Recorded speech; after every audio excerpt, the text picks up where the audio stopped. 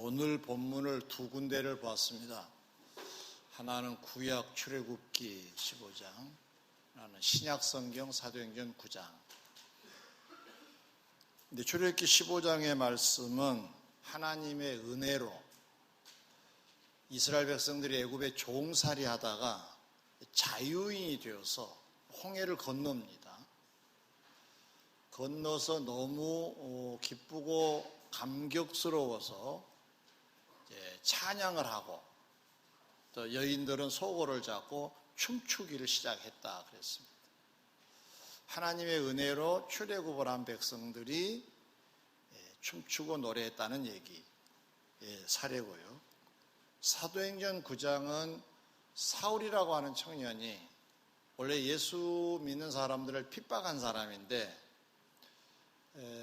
그날도 피신되어 있는 소위 성도들을 붙잡아 가지고 끌어오려고 다메섹이라고 하는 성을 찾아가는 중에 길에서 주님을 만납니다. 주님을 만나서 그가 이제 예수 믿는 자로 바뀌게 됩니다. 그 후에 그는 복음을 전하는 자가 되었다라는 것이 본문의 주된 내용입니다. 이 두 사례가 역사와 배경은 전혀 다릅니다만 이 속에 공통분모가 있습니다. 그 공통분모를 잘 들여다보면 이렇게 살아야 성공의 삶을 살 수 있겠구나, 이것을 발견할 수가 있어요. 한편으로는 이렇게 살면 실패하는구나, 이런 것도 배울 수가 있습니다. 그래서 오늘은 이 두 배경을 서로 비교해 가면서 말씀을 전하려고 합니다. 첫째로, 이 두 사례 다 공통된 것은 하나님의 은혜로 출애굽을 하고 하나님의 은혜로 예수 믿게 되었다는 거예요. 이걸 굳이 구약식으로 표현하면 출애굽은 출애굽 그대로 우리가 전제하고 신약 성경에 나오는 사울의 얘기를 이 식으로 표현하면 그도 출애굽을 하는 사람입니다. 세상에 있던 잘못된 것에 머물러 있던 그가 예수님을 아는 대로 나오게 되었으니까 결국 이것도 하나님의 은혜로 나오게 됐거든요. 하나님이 만나주심으로 그가 새 사람으로 바뀌게 됐어요. 그러면 그 후에 그들이 무엇을 했는가가 곧 그들의 목적이기도 해요. 그래서 오늘 제목처럼 출애굽에는 이유가 다 있습니다. 출애굽한 사람들도 이유가 있었고 사울이라고 하는 사람에게도 이유가 있었습니다. 그 이유를 하나씩 소개해 봅니다. 출애굽기 3장 19절에 보면 내가 너희를 애굽의 고난 중에서 인도하여 내어 적과 꿀이 흐르는 땅국 가나안 족속, 헷 족속, 아모리, 브리스, 히위, 여부스 족속의 땅으로 올라가게 하리라 라고 말씀을 하세요. 이 말씀은 하나님의 은혜로 출애굽을 했다 그 말이에요. 근데 출애굽한 이들이 그럼 어디가 목적지냐? 가나안이 목적지였다 그 말이에요. 하나님께서는 왜 이들을 출애굽을 시키셨느냐? 가나안에 들어가서 살게 하시려고 출애굽을 시키셨다는 거예요. 이게 출애굽기 15장에 나온 말씀입니다. 또 다른 사례입니다. 사울이라는 청년을 예수 믿도록 하나님이 하셨어요. 그래서 이제 그가 예수를 믿게 됐는데 그 이유를 또 밝힙니다. 9장 15절에 주께서 이르시되 가라, 이 사람은 내 이름을 이방인과 임금들과 이스라엘 자손들에게 전하기 위하여 택한 나의 그릇이라 하신 대로 하나님의 은혜로 구원받은 사울에게는 복음 전파가 그의 이유였습니다. 그게 사울의 입장에서 보면 목적이고 목표였던 것입니다. 이 말씀들을 묶어보면 이런 뜻입니다. 구약의 사례나 신약의 사례 속에 얻을 수 있는 교훈은 이런 겁니다. 모든 성도들은 하나님의 은혜로 성도가 된 사람들은 다 이유가 있다. 성도로 하나님이 만드셨는데 이유가 있다. 그것이 우리 편에서는 목표고 목적이 된다는 말씀입니다. 그 이유가 무엇일까? 예를 한번 들어볼게요. 고린도전서 12장에 보면 교회를 가리켜서 몸으로 비유를 했어요. 이 몸에는 여러 지체가 붙어 있습니다. 눈도, 코도, 입도, 귀도, 손도, 발도, 안에 장기도 다 붙어 있는 거예요. 이 몸에 붙어 있는 지체들입니다. 근데 이 지체의 존재 이유가 뭐냐? 이 몸을 이롭게 하라고 붙어 있는 거예요. 근데 이 지체들이 제 기능을 안 하면 몸이 이상해지는, 병이 들어서 죽게 된다든가 이상한 일이 생기겠죠. 이 지체의 존재 이유가 뭐냐? 그 지체가 해야 될 일을 함으로 몸을 이롭게 하라는 거예요. 다른 예를 하나 들죠. 누가복음 19장에 보면 문화 비유가 나옵니다. 그곳에 보면 집 주인이 왕위를 받아 가지고 오려고 타국으로 떠나는 장면이 나옵니다. 이것도 비유예요. 이건 교회 주인 되신 주님이 만왕의 왕으로 재림하시려고 승천하셨다는 것을 얘기합니다. 그리고 이제 다시 돌아온다는 말씀은 재림을 말하는데, 떠나면서 그 집에 머물고 있는 하인들에게 자기 재산 일부를 맡깁니다. 이걸 문화라 그러죠. 문화를 맡겨요. 맡긴 이유가 이것으로 장사를 해라 그래요. 그 주인이 돌아와서 장사를 했는가를 물어요. 잘한 자는 상 주고 못한 자는 책망받고 쫓겨나고, 이런 이제 판단이 세워지는 거죠. 잘한 자, 못한 자. 성도 여러분, 자, 문화에 소개된 이 종들의 존재 이유가 뭐였습니까? 그들을 종으로 삼아서 그 물질을 맡긴 주인의 이유가 뭐였습니까? 장사해서 주인을 이롭게 하라는 게 이유였습니다. 몸의 지체의 이유는 뭡니까? 몸을 이롭게 하라고, 그것이 그의 이유였고 그의 목표였던 것입니다. 그렇다면 우리도 목표가 있지 않느냐? 여러 비유로 제가 소개했습니다만은 내가 사는 이유가 있어야 된다 그 말. 그냥 사람으로가 아니라 성도로, 하나님의 은혜로 성도가 된 줄 믿습니다. 그러면 하나님이 왜 나를 성도로 만드셨느냐 그 말. 왜 나를 이 교회에 머물게 하셨느냐 그 말. 왜 지금 오늘도 나오게 하셨느냐 그 말. 이유가 있다. 다 같이 출애굽에 이유 있다. 하나님께서 이유가 있다고 하셔서 우리를 출애굽시키신 거예요. 세상에 있는 우리를 성도로 만들어 주셨다 그 말이에요. 영적인 출애굽을 우리를 시키셨다 그 말이에요. 그게 뭘까요? 마침 11월 첫째 주가 창립 34주년이 우리 교회. 벌써 그리 됐습니다. 34년. 아이고, 10년이면 뭐 또 변한다? 3번도 더 변해버렸겠네요. 그렇죠? 참 세상 많이 달라졌어요. 그때 환경과 지금의 환경은 정말로 많이 다릅니다. 그래서 이걸 기념하고 감사하기 위해서 우리가 지금 준비를 하고 있는데, 이참에 한번 우리가 되돌아볼 필요가 있는 거죠. 왜 그때 주님이 교회를 주셨을까? 왜 우리를 그 연민교회라고 하는 그 공동체 속에 우리를 오게 하셔서 한 일원이 되어 교회를 이루게 하셨을까? 이유가 있을 거 아닙니까? 그게 우리 꿈이고 우리의 목표고 우리의 목적일 수 있는 거죠.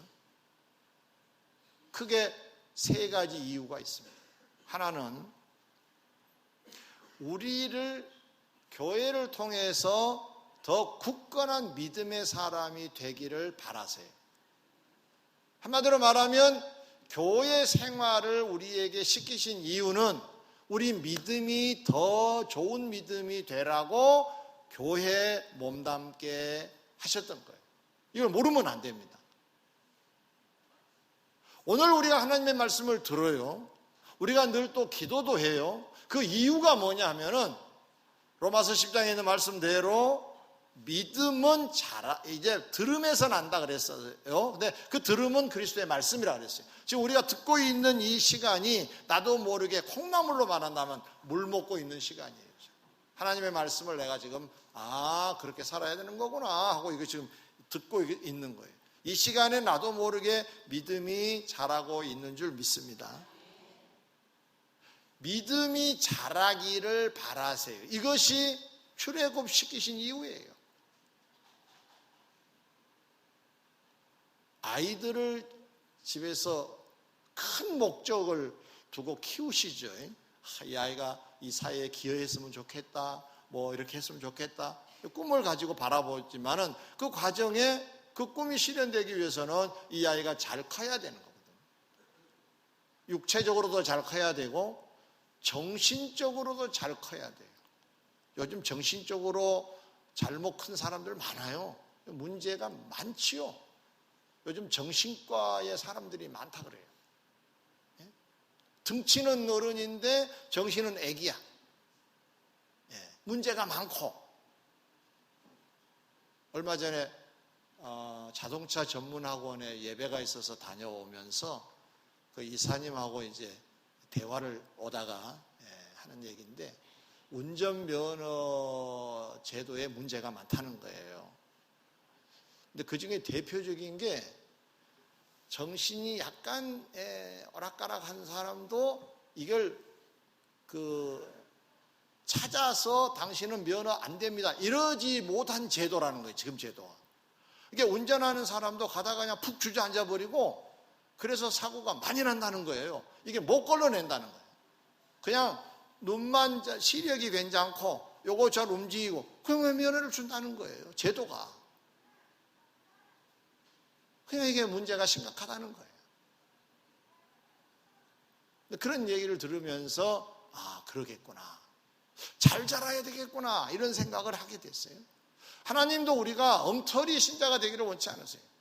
믿음이 아주 견고한 신자가 되기를 소망하신 줄 믿습니다. 이것 때문에 우리를 출애굽시키시는 거예요. 두 번째입니다. 왜 교회를 세우셨는가? 마태복음 28장 19절 이하에 보면 주님이 지상명령으로 주신 말씀이 기록되어 있어요. 모든 민족에게 복음을 전파해서 살리라는 거예요. 소위 불신자에게 복음을 전파해가지고 살리는 일을 우리에게 명하셨어요. 교회가 할 일이다. 자, 그런 배경에서 보면 교회의 필요성이 뭐냐? 전도하라고 교회가 있는 거예요. 전도하라고. 아까 첫 번째는 뭐였죠? 내가 믿음이 성장이 되어지려면 교회에서 머물러서 성장이 돼야 된다. 그러고 보면 교회는 다른 별명으로 말하면 교육 현장, 교육센터 이렇게 말할 수가 있어요. 훈련센터.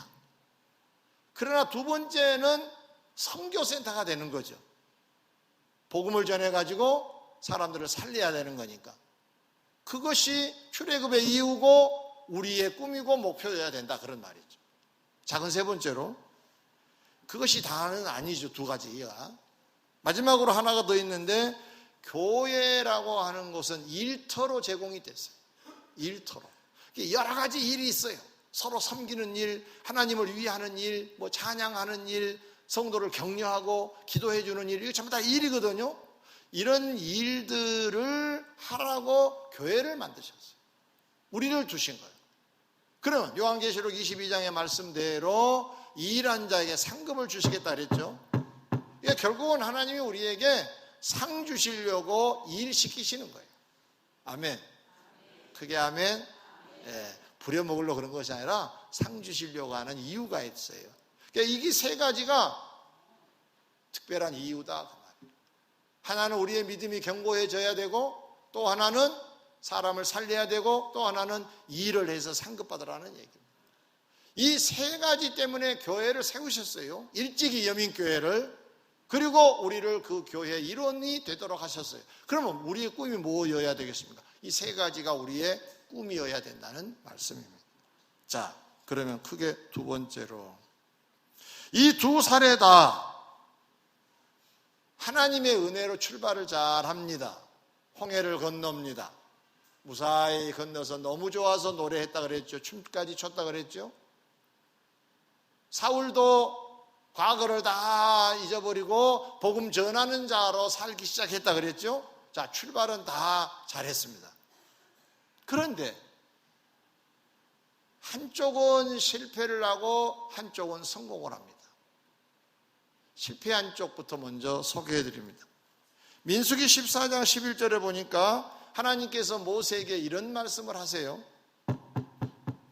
이 백성이 어느 때까지 나를 멸시하겠느냐? 어느 때까지 나를 믿지 않겠느냐? 섭섭해 하세요. 이 장면이 무슨 장면이냐 하면은 이스라엘 백성들이 가나안에 들어가기 전에 정탐꾼을 보내잖아요. 두루 다니다가 와서 보고를 해요. 그런데 10명의 사람이 부정적인 보고를 해요. 거기 가면 안 되겠습니다. 거기는 아주 그냥 철병거도 있고 아주 무시무시한 사람이 우리 가면 그냥 죽습니다. 잘못된 보고를 하니까 백성들이 고생고생해서 지금 광야 끝자락까지 왔거든요. 여기 중간까지 왔거든요. 그러면 여기서 이제 가면은 죽는다고 하니까 이게 큰일 났단 말이에요. 그래서 밤새 울고 애굽으로 그러면 돌아가자, 한 장관을 세워서 돌아가자 하는 데까지 결론이 나왔어요. 그때 하나님이 섭섭해 하시면서 이 말씀을 하셨던 거거든요. 결국은 그들이 하나님의 진노로 20세 이상의 사람들은 다 광야에서 죽고 맙니다. 결국 실패한 원인이 뭐냐? 실패한 원인은 하나님이 지금 불기둥 구름기둥으로 인도하고 계심에도 불구하고 약속을 하셔서 지금 이끌고 계심에도 불구하고 자기들이 생각해 보니까 이건 아닌 것 같다. 네, 다 같이 자기들의 생각, 자기들이 생각해 보니까 시작. 네, 이제 이게 문제였습니다. 가면 안 될 것 같았어요. 안 된 게 아니라 안 될 것 같았어요. 죽을 것 같았어요. 상황은 사실 그런 상황이 맞기는 하지만은 그러나 더 위에 가치를 둬야 될 게 있는데 그게 하나님을 믿어버려야 되는데 그러더라도 하나님이 인도하실 것이라고 믿었어야 되는데 그 하나님을 다 제하고 그것만 본 거예요. 자기들의 생각으로 판단하게 되고 그래서 가나안에 가지 않겠다고 합니다. 그래서 하나님께 20세 이상의 사람들을 가나안에 진입하지 못하도록 다 광야에서 죽도록 진노하신 사건이 출애굽의 사건이에요. 결국 이들이 실패한 원인이 뭐냐? 자기들의 생각을 따라서 살았다는 말입니다. 두 번째 사례는 뭡니까? 다메섹 도상에서 주님을 만난 사울 얘기입니다. 갈라디아서 1장 15절 이하에 보니까 이렇게 기록합니다. 나를 택정하시고 그의 은혜로 나를 부르신 이가 그의 아들을 이방에 전하기 위하여 그를 내 속에 나타내시기를 기뻐하셨을 때 내가 하나님의 은혜로 예수를 믿게 되고 예수님을 이제 증거하려고 할 때 그 말이에요. 그때 이 사울은 어떻게 했는가에 대한 기록이에요. 내가 곧 혈육과 의논하지 아니하고 나보다 먼저 사도된 자들을 만나려고 예루살렘으로 가지 아니하고 아라비아로 갔다가 다시 다메섹으로 돌아갔노라 그래요. 긴 문장인데 요약을 해볼게요. 자, 다메섹 도상에 주님을 만났어요. 그러다가 부분적으로 복음을 전했어요. 그래 이제 본격적으로 복음을 전하려고 할 때쯤 그는 멈춰요. 그리고 아라비아라고 하는 사막으로 들어갑니다. 이 일을 어떻게 할까 누구와 의논하지 않았다는 거예요. 사실 사람과의 만남에서 들은 얘기들은 사람의 생각들이 많이 들어가 있어요. 선배도 사람이고 고참도 사람이에요. 사람들의 경험을 가지고 얘기하기 쉬워요. 근데 이 사울은 주님을 따라다녔던 제자들도 만나기를 거부하고 아라비아 사막으로 들어간 거예요. 그 이유가 주님과 1대1의 만남을 하려고 들어간 거예요. 주님이 나에게 뭘 원하시는가, 진짜로 주님이 나를 원하신 게 뭔가를 알아보려고 사막으로 들어가서 1대1 주님과 씨름을 한 거예요. 그리고 마무리가 된 후에 다시 다메섹으로 돌아와서 복음을 전했다는 거예요. 그 결과 출애굽의 사람들은 광야에서 다 죽었지만 이 사울은 어떻게 됐느냐? 디모데후서 4장 7절 이하에 보니까 그가 죽음을 앞에 두고 이런 고백을 해요. 나는 선한 싸움을 싸우고 나의 달려갈 길을 마치고 믿음을 지켰으니 이제후로는 나를 위하여 의의 멸관이 예비되었으므로 죽어 들어오신 재판장이 내게 주실 것이다 그랬어요. 죽음을 앞에 두고 하는 고백의 내용을 분석해 보면 난 잘 살았다. 그래서 이제 이후로는 주님이 나에게 면류관을 주실 것이다. 그걸 지금 고백을 하고 있습니다. 사랑하는 성도 여러분, 목표를 향해 가고 있는 우리들입니다. 성공의 비결을 들었어요. 실패의 원인도 발견했습니다. 실패의 원인은 자기 생각이 앞서면, 세상을 살 때 자기 생각들이 앞서서 살면 하나님의 은혜로 출애굽을 했다 하더라도 목적지에 들어갈 수가 없었습니다. 사실을 유념하셔야 됩니다. 성도는 어떻게 살아야 되느냐? 우리를 하나님이 은혜로 예수 믿게 하신 그 하나님의 능력이 우리를 이끌고 가실 줄 믿습니다. 그러므로 우리는 우리 생각으로 사람의 유행을 따라서 살지 말고 하나님이 나에게 뭘 원하신가를 가장 우선시하는 거룩한 습관이 있어야 될 줄 믿습니다. 그 목표를 확인하고 그 판단 하에 한 걸음 한 걸음 나아갈 때 출애굽의 이유는 충족이 될 것이고 우리의 목적지는 도달하게 될 줄 믿습니다. 그렇게 되셔서 성공하시기를 주의 이름으로 축원합니다.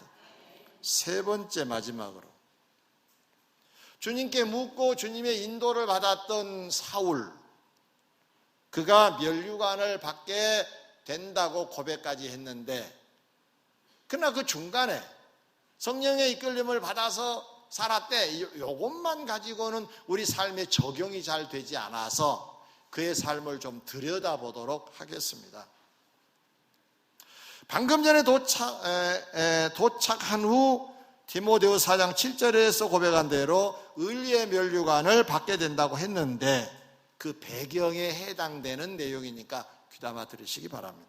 사도행전 20장에 가보면 사도 바울이 3차 전도 여행을 급히 마무리를 하고 예루살렘으로 올라갑니다. 근데 그 예루살렘은 당시에 유월절 행사로 분주했습니다. 흩어져 있는 많은 유대인들이 다 모여서 그 유월절을 지키려고 지금 하고 있습니다. 그 유월절을 맞추어서 이 사울도 바울의 이름으로 이제 올라가는 거죠. 올라가다가 밀레도라고 하는 곳에 잠시 머물러요. 물론 시간적인 여유가 조금은 있었어요.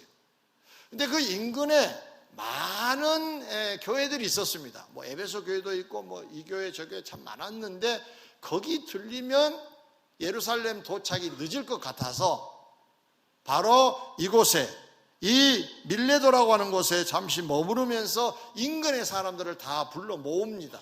지도자들은 에베소 장로도 오고 어디 장로도 오고 어디 사람도 오고 이렇게 다 모였어요.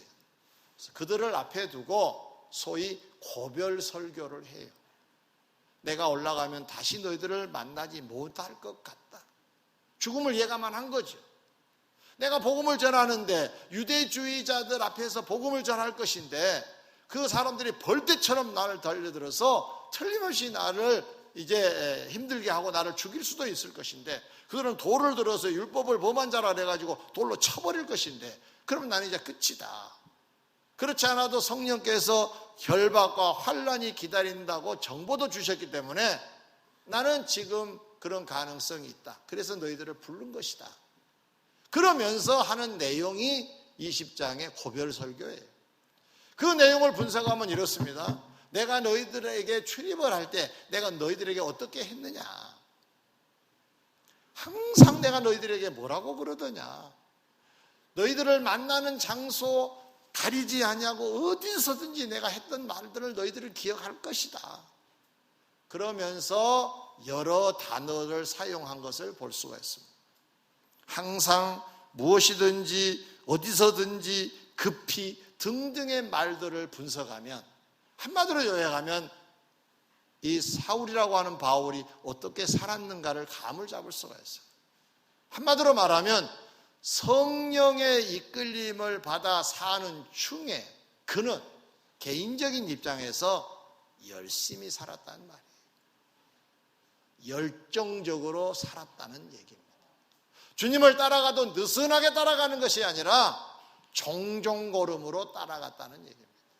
분주하게 따라갔다는 말씀입니다. 그래서 결국 성실하게 감당한 그 결과가 의의 면류관을 받게 되었다고 하는 것이 성경의 주장입니다. 사랑하는 성도 여러분, 우리 교회를 세워주심을 기념하는 그날이 이제 11월 첫째 주 다가오고 있습니다. 그래서 우리도 그날을 기념하고자 하는 마음으로 몇 가지 제안을 지금 드릴 겁니다. 아까 말씀드린 대로 이 교회를 세우신 하나님의 그 뜻, 그 이유를 이제 좀 풀어서 그 이유에 우리가 좀 충족시켜 드리기 위해서 우리가 뭘 해야 되느냐. 34주년이어서 좀 의미를 심기 위하여 34일간 매일 할 일 4가지씩을 여러분에게 소개하려고 합니다. 이 4가지를 소개받은 여러분들은 매일 이 4가지는 실천해 보시길 바랍니다. 하나는 매일 기도하기입니다. 매일 기도하기. 두 번째로는 매일 성경 읽기입니다. 이 2가지는 아까 말씀드린 대로 내 믿음을 견고하게 세워주는 것에 필요한 신앙의 행위들입니다. 믿음은 언제 자라느냐? 말씀을 들을 때.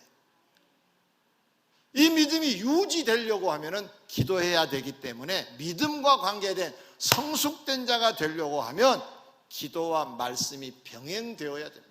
그동안도 그렇게 사시겠지만은 혹시 그러지 못한 분들은 이번 기회에 이 거룩한 습관을 몸에 배해 보시길 바랍니다. 기도하고 말씀 보고, 다 같이 기도하고 말씀 보고, 말씀 보고 기도하고. 그러면은 우리의 믿음이 견고하게 될 줄 믿습니다. 그 다음에 3번째로는 전도하기입니다. 순서는 좀 바뀌었습니다만은 전도는 아까 우리가 교회는 교육의 장만 아니라 선교의 장도 된다.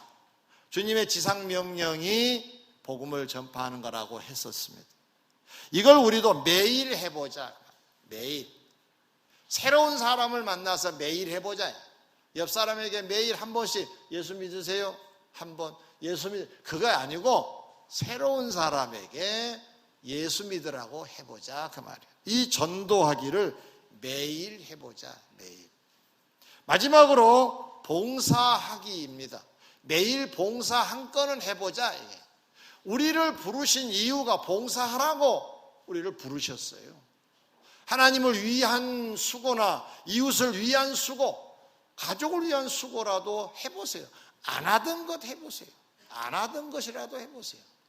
봉사해야지 하면서 이렇게 가정을 살펴보니까 거리들이 보이더라고요. 교회도 봉사할 게 없나 찾아보면 보여요. 밖에 나가서도 마찬가지입니다.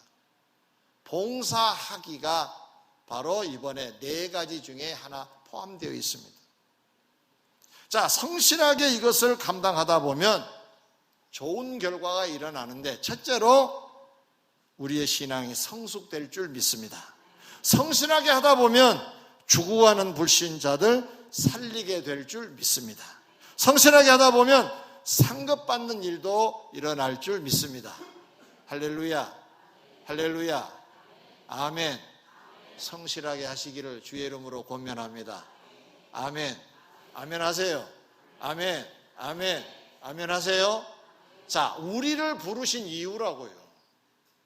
우리를 부르신 이유가 이런 것들이라고요. 이건 사실 이번에 할 일이 아니라 늘 하고 있었어야 했던 거예요. 하도 잘 안 하니까 기념될 때 한번 해보자는 취지로 거룩한 습관이 몸에 배시라고 시도하는 겁니다. 그리고 계속 할 일들이에요. 다시 한번 해보시기 바랍니다. 매일 기도하기, 매일 성경 읽기, 매일 전도하기, 매일 봉사하기. 자, 여러분만 해봐요. 저 뒤에 위에도 다 해야 돼요. 위에도 시작.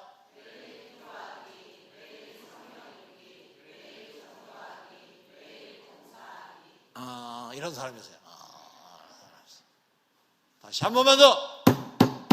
매일 해야 될 4가지. 시작.